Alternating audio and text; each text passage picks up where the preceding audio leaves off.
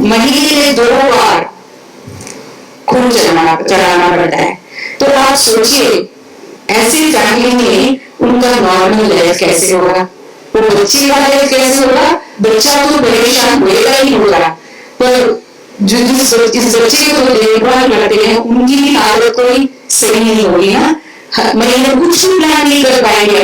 अब सोचे एक हफ्ता कहीं जाएंगे, पिकनिक जाएंगे, पिक्चर जाएंगे, बच्चे का एग्जाम है, घर में कोई फंक्शन है, सभी जो है ये ब्लड ट्रांसफ्यूजन से जुड़ा रहता है। तो ऐसी जो बीमारी है ये मुझे लगता है आज जो हम सब देख रहे हैं या सुन रहे हैं, ये जरूरी नहीं है कि अपने घर में ऐसा कोई तकलीफ हो। ये तकलीफ समझने के लिए खुद को एक्सपीरियंस करने की जरूरत नहीं है। देख के समझ में आता है ना, मन को छू जाता है ना। भाषा समझ में आए ना आए उससे क्या फर्क पड़ता है, देखते हैं तो समझ जाते हैं कितनी तकलीफ होती है। तो ऐसे बच्चों के लिए जितना भी करें वो मुझे तो अब लगता है, मैं 15 साल से उससे ज्यादा इस फील्ड में काम कर रही हूँ, मुझे लगता है जितना भी मैंने किया है वो कम ही है, और जितना भी हम करेंगे वो कम ही है। तो इसलिए मुझे लगता है प्रिवेंशन बहुत ही जरूरी काम है। प्रिवेंशन के लिए जेनेटिक काउंसलर्स की जरूरत होती है जो जीन्स के बारे में बता सके, जो अपने उनको पेरेंट्स को, जो फ्यूचर पेरेंट्स है उनको बता सके कि ऐसी बीमारियों के साथ अपने आगे वाली पीढ़ी में बच्चा ना हो, इसके लिए क्या करना चाहिए वो बता सकते हैं। तो आयुवाड़ी का एक ये भी उद्देश्य है कि हम ऐसे फैसिलिटीज कहीं प्रोवाइड कर सके जो आम लोगों के साथ मिल सके, उनको बता सके कि क्या चीज है, ऐसे जेनेटिक डिजीजेस को कैसे प्रिवेंट किया जाता है। प्रिवेंशन बहुत रॉकेट साइंस नहीं है। जो ये नॉर्मल जीन कैरी करते हैं उनमें हर जो कैरी करते हैं अपने पास हर कोई जेनेटिक प्रॉपर्टी का 2 जीन्स होते हैं। अब सोचिए काले बाल के लिए हो या नीले आंख के लिए हो, इस प्रॉपर्टी के लिए 2 जीन्स होते हैं। एक जीन जो है अपने माँ से होता है, दूसरा जो है अपने पिता से होता है। तो ये जब दोनों जीन एबनॉर्मल हो या सही तरह के फंक्शन ना करे तब जाके ये बीमारी उस बच्चे में होता है। एक जीन अगर नॉर्मल हो और एक एबनॉर्मल हो तो जो बच्चा पैदा होगा उसको ये बीमारी से पीड़ित नहीं होता है, देखने में भी एबनॉर्मल नहीं दिखता है, पर ये जो है एबनॉर्मल जीन का कैरियर होता है, यानी कि ये कैरी करता है ये एबनॉर्मल जीन। तो जब 2 कैरियर्स शादी करते हैं, 2 कैरियर्स के बीच में बच्चा जो पैदा होता है, ऐसे बच्चे को ही ये बीमारी होने का संभव है। तो ये तो बिल्कुल ही लॉजिकल है ना कि हम सब समझ के प्रिवेंट कर सके।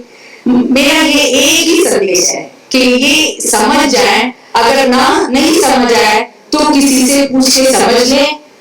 मेरा कॉन्टैक्ट मैं दे सकती हूँ, आप मेरे से बात कर सकते हैं। कैसे प्रिवेंट कर सकते हैं इतना हम सोच के अगर अपने कम्युनिटी में, अपनी फैमिली में, अपने सर्कल में ये प्रिवेंशन के बारे में बता सके।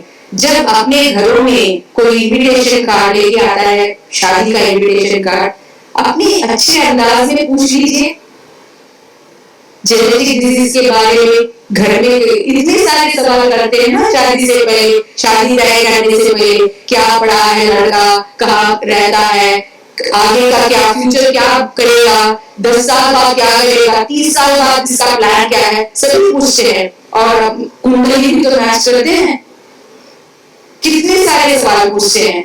ये एक सवाल भूल जाते हैं पूछना। अपने पूर्वजों की हेल्थ के बारे में, किसी अपने उनके घरों में या कोई ऐसा बच्चा है जिसको ऐसी बीमारी हो जिससे अपने को अंदाजा हो सके कि आगे की पीढ़ी में भी बीमारी हो सके, ये सवाल तो पूछ सकते हैं, ये चेतावनी दे सकते हैं, इतना कर सकते हैं। छोटे जो लोग हैं यानी कि उम्र में जो छोटे हैं वो ये गौर से अपनी शादी के टाइम में ये सवाल उठा के अपने आप एक सवाल पूछ के आंसर ले सकते हैं। जो बड़े हैं यहाँ पे उनकी तो रिस्पॉन्सिबिलिटी बनती है कि आगे की पीढ़ी का सेफ्टी संभाल के रखें। शादी इसलिए करते हैं कि उन बच्चों की फ्यूचर बनी रहे, तो अगर फ्यूचर में प्रॉब्लम ना रहे, यही तो अपनी इच्छा है ना। तो मेरा ये एक ही आप सबसे गुजारिश है कि आप फ्यूचर के बारे में जब सोचते हैं तो उनके फ्यूचर जेनेटिक डिसऑर्डर्स के बारे में भी सोचिए। आपको खुद को अब इंफॉर्मेशन की क्या कमी है, आप कहीं भी मिल सकता है। अगर आपको किसी एक से लेना है इंफॉर्मेशन तो मैं अपना नंबर शेयर कर सकती हूँ, पर आपको मेरे ही खोज में आने की जरूरत नहीं है। आप जाएंगे नेट में जेनेटिक डिसऑर्डर्स, इनहेरिटेड डिजीजेस का कोई बटन दबाएंगे, आपको इंफॉर्मेशन मिलेगा। इतना तो समझ में आएगा कि क्या क्या प्रिवेंट कर सकते हैं। Prevention is definitely and most certainly the solution to managing this burden in our community and to help the families. They all have also a vision. Even as they are striving for the welfare of their children, they would like to see a future in which disabled children are not born. So we all have a responsible role in strengthening their dream. They are struggling with innumerable problems. Those of us who are not right in the middle of that problem can create solutions. And so with that one small wish that we all fight for every rare disease that we know of. I know of thalassemia, hemophilia because I work day in and day out with them. That's not the beginning or the end. There are so many. So whichever disease, rare disease you know of, please create awareness. Please think of ways of preventing the disease that you know of.